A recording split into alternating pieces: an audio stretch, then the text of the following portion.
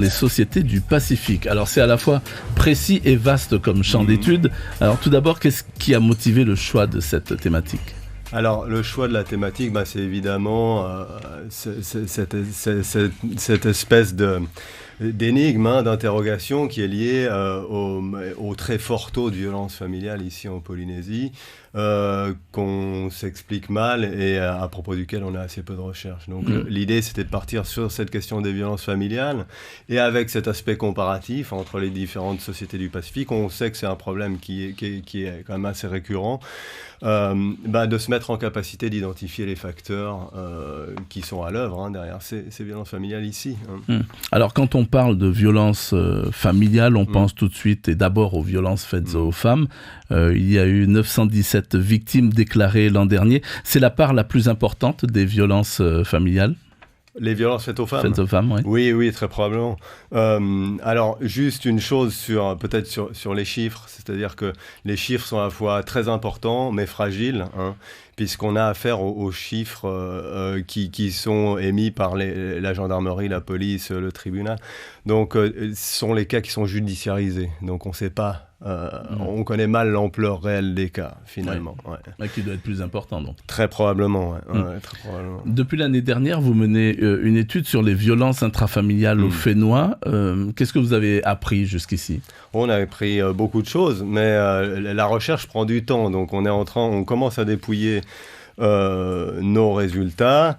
Et une des premières choses peut-être qui est intéressante à dire, c'est que quand on compare la métropole avec la situation ici, c'est que lorsqu'on parle de la famille, on parle probablement d'une réalité qui est en fait un peu différente.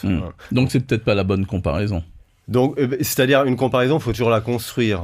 Et pour la construire, il faut déconstruire d'abord les concepts qu'on a à la base, notamment la famille. Qu'est-ce que c'est que la famille ? On sait que les interactions au sein de la famille ne sont pas du tout les mêmes ici que celles qu'on peut avoir en France, en majorité. Elles sont à la fois plus étendues dans la parenté, plus intenses probablement, ce qui, de manière assez mécanique, augmente probablement les risques aussi. C'est un des aspects sur lesquels on travaille actuellement, parmi beaucoup d'autres. Les comparaisons sont plus à faire alors avec quoi ? Les pays de la zone ?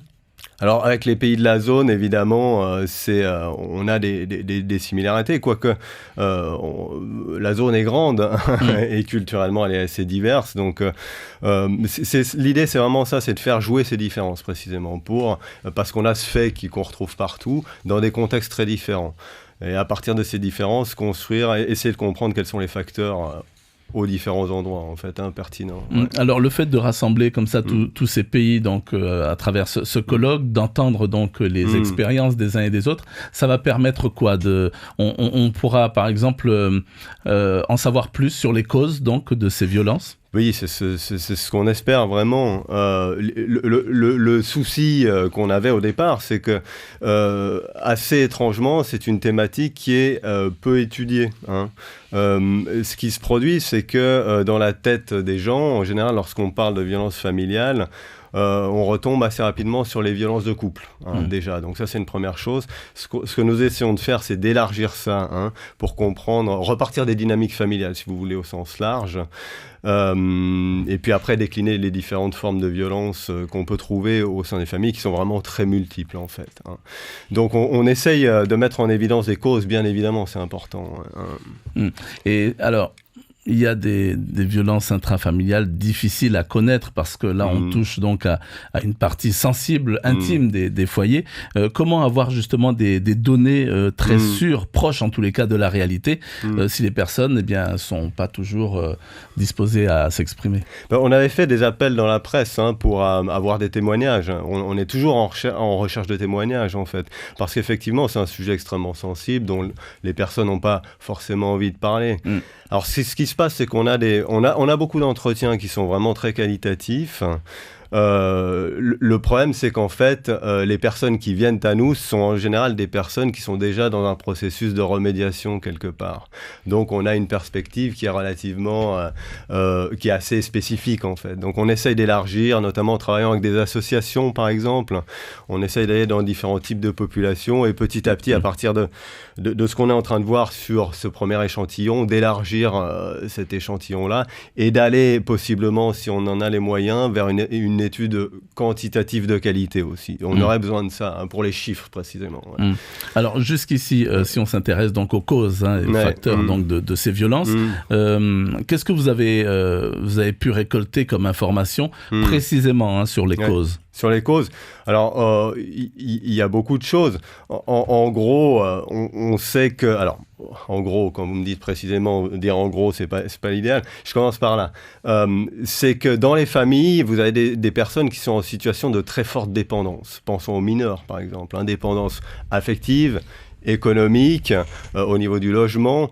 Donc, et on sait que lorsque vous avez des rapports dans lesquels vous avez un rapport de pouvoir très fort, comme ça, sur des personnes, ce sont des relations qui sont susceptibles de se transformer en relations violentes. Alors concrètement, sur le territoire, un des facteurs, mais qui a été repéré par les pouvoirs publics aussi, c'est sans doute la corésidence.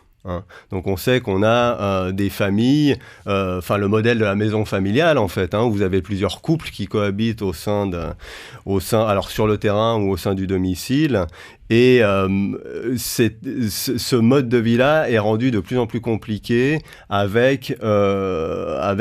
une économie de marché finalement, avec la question du salaire, qui ramène le salaire à la maison, à qui sert-il, parce que très souvent on voit que, c'est des problématiques qui sont relativement connues et qui sont des facteurs évidemment, on pourrait en mentionner d'autres.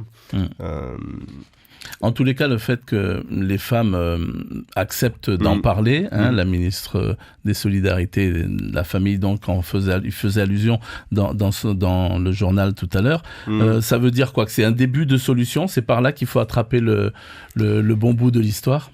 C'est-à-dire que lorsque vous ne voyez pas le problème, vous avez du mal à le traiter. Donc effectivement, on voit que les personnes sont dans cette dynamique où on a de plus en plus de personnes qui déclarent ces situations-là. Ce qui est pas spécifique au territoire, ce qu'on voit notamment suite au mouvement MeToo un peu partout finalement.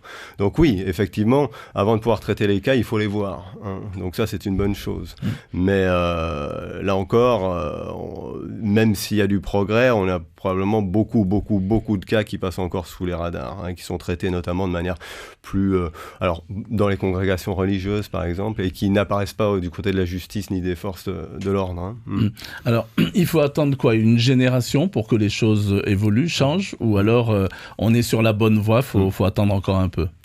Je veux dire, il n'y a pas de raison qu'on ne soit pas sur la bonne voie, mais effectivement, ce qu'on constate aussi, c'est parfois une différence assez forte sur les normes qui existent dans les familles, sur les normes relationnelles et sur les normes de ce qui constitue un comportement violent ou pas, et des normes qui sont portées par l'institution, notamment par l'institution judiciaire.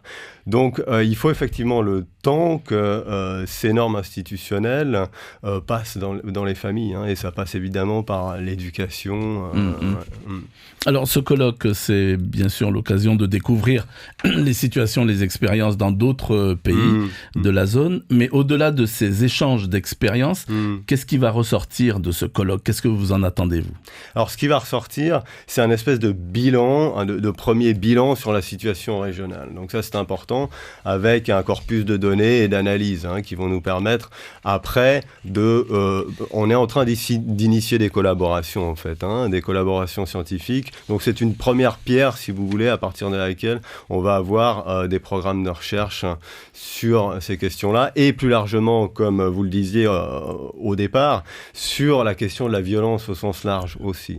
Parce qu'une des choses très intéressantes, surtout ici en Polynésie française, c'est la différence très forte entre le taux de violence à l'intérieur des familles et en fait le taux très faible de violence dans l'espace public. Donc ça, c'est une question qui est vraiment très intéressante. Merci beaucoup Loïs Bastide, d'avoir accepté donc notre invitation. Je rappelle que vous êtes maître de conférences en sociologie, chercheur en sciences humaines à l'Université de Polynésie française. On rajoutera que le colloque se déroule en amphi A3 de l'université, c'est de 9h à 17h et il s'achève demain. Il est ouvert à tous, c'est gratuit. Merci beaucoup, merci de l'invitation.